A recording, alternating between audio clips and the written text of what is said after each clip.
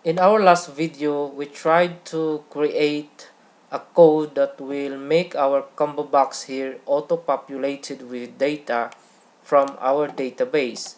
So this was the code that we created last time. Public void populate CBO field. Let's try to run this code first and see what it look like. So this is the combo fields showing all the distinct values of asset name in our database. So in this video, my goal for today is to make this asset name field description and notes auto-populated with data from our uh, add asset entry page based on our selection. So let's try to run this asset entry page. So this is an example of the asset entry page that we currently have. And suppose we'd like to issue a laptop to one of our colleague. So let's just search for a laptop. And then currently in our database, we have two kinds of laptop, the Toshiba brand and the Sony. And suppose we'd like to issue a Toshiba, so we just need to click, and all fields above will be auto-populated. And since we confirmed that this is the item that we need to issue, we just need to click the button here, the click to issue button, and it should be automatically get the asset name and description and the notes based on the selection that we select here in the asset entry page. So in order to do that, we will be making this asset name field description and notes variable set to public and static. So let's go to the coding area. Let's go to the design and then right click this one and go to customize code. Now currently it is set to as private. So basically, since it is private, nobody, no other functions or methods can directly access this variable. So we will make this as public and set also as static. So by modifying these variables as public and static means we declare that this variable is now a class level variable, meaning the methods and functions inside this class and outside of this class, if we can create an object, will be accessible. So let's close this one. We'll also make this one public and static, and the notes and remarks also set to public and static. So we can verify the codes here on the bottom portion. So here we can see the description, it is set to public and static. The notes area also set to public and static, and asset name to issue public static. The rest are declared private, as you can see here. So let's save this one, and now we'll go to our asset entry page, this one. We will also be making this variable, the asset name, no, these fields, the asset name, the description, and the notes, a public and static. So just do the same, like go to customize codes, because currently it is declared as private. So set this to public, static. Same with the description field, set to public and static, and the notes set also to public and static. So if you wanted to verify that, we can also see that here on the bottom portion. So asset name set to public static, uh, description and notes, and the rest are declared private. Now that we declare that as public, we can go to our click to issue button. So just double click this one, double click, and we will be pointed to the coding page inside this action event in the button.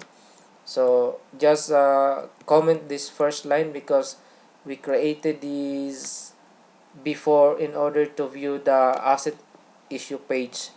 So let's comment that out, or we can delete this one since we don't be needing this one. We will create here an object of our asset issue page. So asset issue page, and I will be calling the object as AIP, short for asset issue page, equals to new asset issue page, parentheses and semicolon. Now we have the object here, and then next thing we need to do is we will get the variable name here because we will be needing this one, and then go back to our source code area. No, go back to our source code area and add asset coding area, and then asset issue page dot, we will paste here the variable name, and then dot again, so we are using the dot operator here, set text. So we will set the text here, so we'll delete this one, and then we will set the text to a value from our add asset page here in the asset name. So let's go back. So add asset dot, we need to also get the variable name here, so that is txt underscore asset name. We will use that here. So dot and paste that gtext field name, and then dot again get text. So this will ensure, this statement here ensures that whatever is in the inside this field, so this is what it means by get text. Get text, whatever is inside that variable name or the text gtext field called txt underscore asset name will be captured and will be set as the value inside the value to the variable asset name to issue auto populate. So let's do copy this one. We need 3 for the description and notes. So 1, 2. So let's go back to our asset issue page, and we'll copy the variable name of our description area, and then go back to add asset page, and then change this one to the description, and go back to our add asset page, copy the variable name of the description also, copy, and then go back and change this one, and again go back to our add asset issue page and copy the variable name of our notes field. So copy, go back to add asset page coding area, wait, okay, go back here and then set that here, and then go to our design and add asset intro page, copy the variable name, and then go back to source code and paste it here. So this is the 3 lines that we need to capture the data from these 3 fields, asset name, description, notes, into this field here, asset name, description, and notes. But but in order to uh, initialize our objects, we will use this object here, EIP, and set this to visible. Set uh, set visible equals true. Okay, so this is all we need in order to auto-populate those data into the side fields. However, I remember something. Let us disable this combo box field, since we don't be needing this one yet. So let's go up and comment this one, and then comment this one. So that is commented because we will not be needing that one. Build,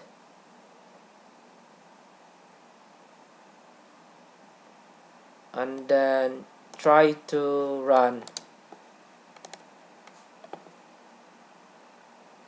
Okay, so this is the asset intro page. Suppose we'd like to add another asset. Suppose we'd like to add heavy duty hydraulic hammer. Description would be the brand is Boss,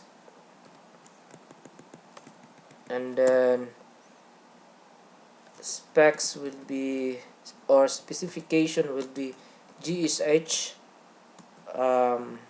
16 to 30, professional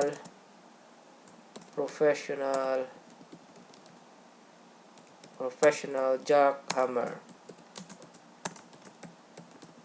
and then yeah, that's it. PO number will be, for example, -00,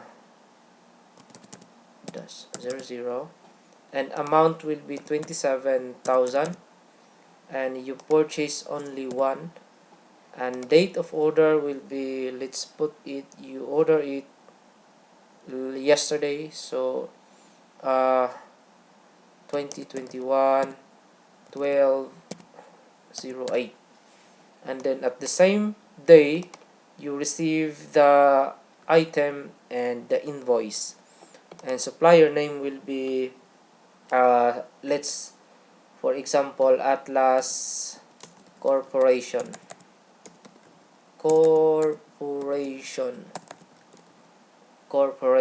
Warranty will be 6 months warranty, for example, and then notes will be delivered in good quality, and let's put here for the description as complete with accessories. Okay, now we have all the details. We need to click save in order to be added into our database. Click save, information added, so it is shown at the bottom. So suppose this hydraulic jackhammer is the item that we need to issue to our colleague. We need to click this one, and then go to our click to issue button. So I hope the code that we made will be working. Yeah, it's working. So the asset name, the description, and the notes are reflected automatically. And remember, I disabled first the combo field, so it will not make confusion here in this page. And so now that we have this auto populated, we will be needing to add the fields here, like issued to whoever is the name and what department he or she belongs, date of issuance, quantity, and issued by. Suppose, okay, so but before we do that, okay, after we will be adding the details here, we need to save click the save button, and all the details here will be added to the database inside our asset issue database table. So before adding all the fields here, we will go to our database and create a new table, because right now we don't have any table here. So we will name our table as asset issue TBL, and we will be needing 1 2 3 4 5 6 7 8 9, so total 10 columns including the ID, and click go.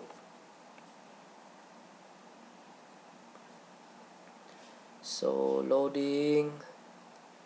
Yeah, the first name or the first column will be ID, and we will, yeah, the type will be int, and the values will be 255, and we will set this as auto increment and primary. Next will be the asset name. So asset name, let's make it issued, and set as varchar and 255. And again, description, asset issued description, varchar, and then 255. And then notes, asset notes issued, and then varchar 255. And then asset issued to will be issued to varchar, let's say 100. And then department, so asset department asset issued to varchar department will, let's put 100. And then date of issuance, quantity, so asset date issuance, let's choose date here, and then leave this as blank. And then what else, quantity, so asset issued quantity, we'll leave this as int, and then 255. And then issued by and approved by, so issued asset issued by, this will be varchar 255. And then approved asset approved by, and this will be varchar and 255. So having all that, we need to click save. So now we have a database table ready to be populated with data. So let's review first. Okay, auto increment, asset name, asset issue 10. Now let's go back to our code. We have this.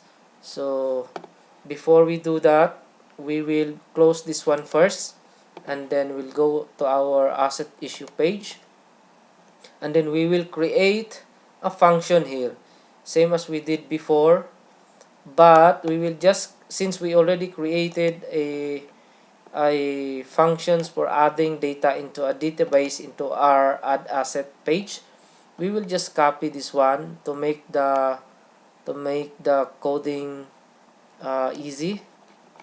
So I'm looking for the add button, this one, no, not that one.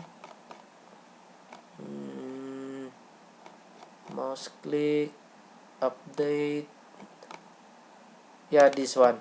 So I'll just copy this one, this code, copy, and go to our add asset issue page, design, and double click our save button.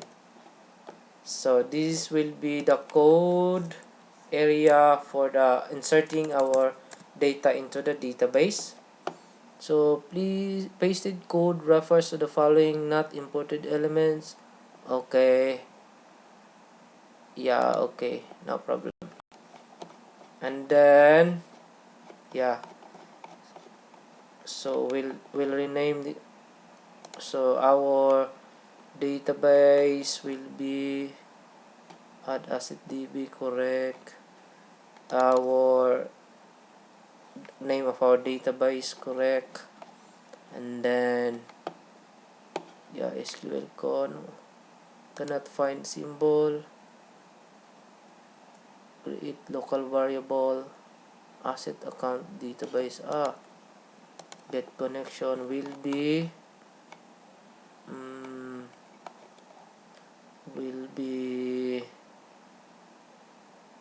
wait, this will be asset db. We need to copy also the our, yeah, this one, our variables above. Go back to our codes and put this into yeah, we'll use this one, asset db. So asset db, and then username, password. So this is correct. What is the error? Create sql con, create local variable. Okay, and this one, yeah, variable, create variable pst, but we will delete this one first.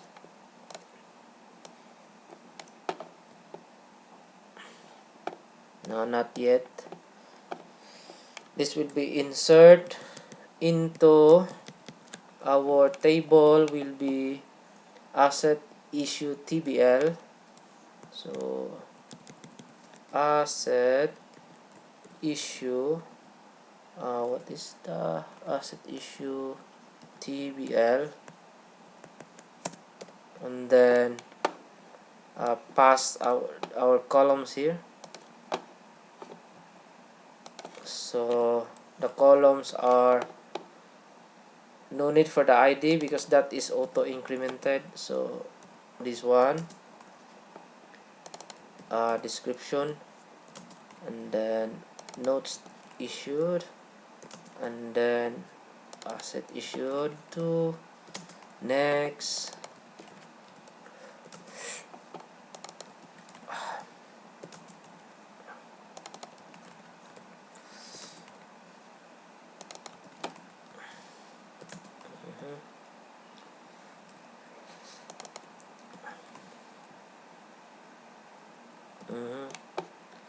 And then values will be, let's count this one, 1 2 3 4 5 6 7 8 9 10.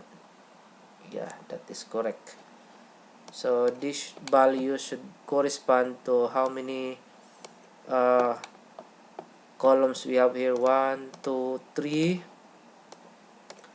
4 5 6 7 8 9. So 1 2 3 4 5 6 7 8 9.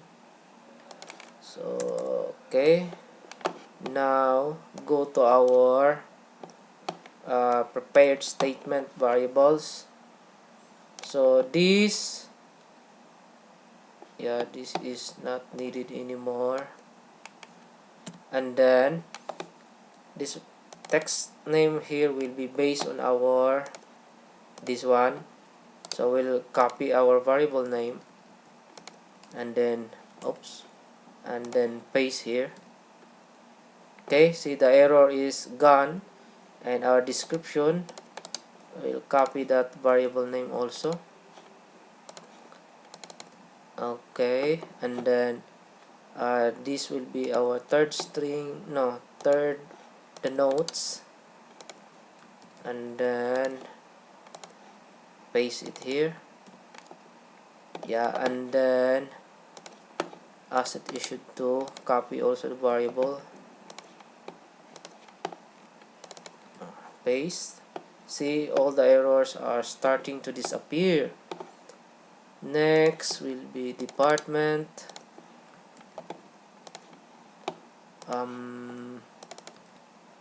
Yeah, go date of issuance. Okay, quantity,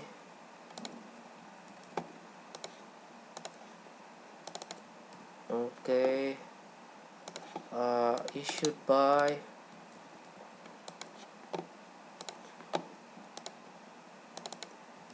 okay, and then the last one, approved by. Okay, now execute, and then information, asset issued, information is saved.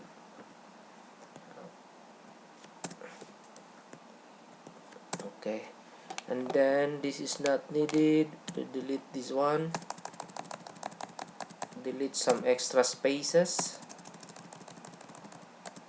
Okay, so no more errors. Let's check for errors. Yeah, let's check for errors. Yeah, let's try to save. So no more errors. Now let's try to run. Wait, let's double check first. Asset account. This is the save button. Okay.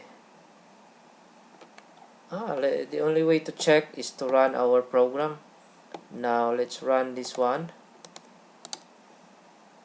Actually, we'll try to run the whole program again.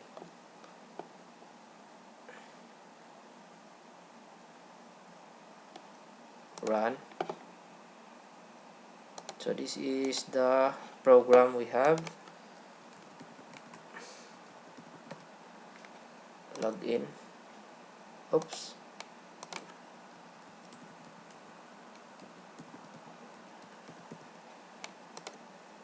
You're welcome, you are logged in, and then yeah, this is it. So example, we will issue the hydraulic hammer, this one. So click, and then click the button, click to issue. Now we have all the details we need in the left side. All we need is the name. Suppose we'll issue to me, yeah, Gary Rods, and then department will be engineering department, and then date of issuance will be today 12/09 no 2021 12/09. Quantity issue will be 1, issued by the warehouse in charge person, then approved by project manager. Now let's hope this will be no error. Save. Asset issued, information is saved. Click OK.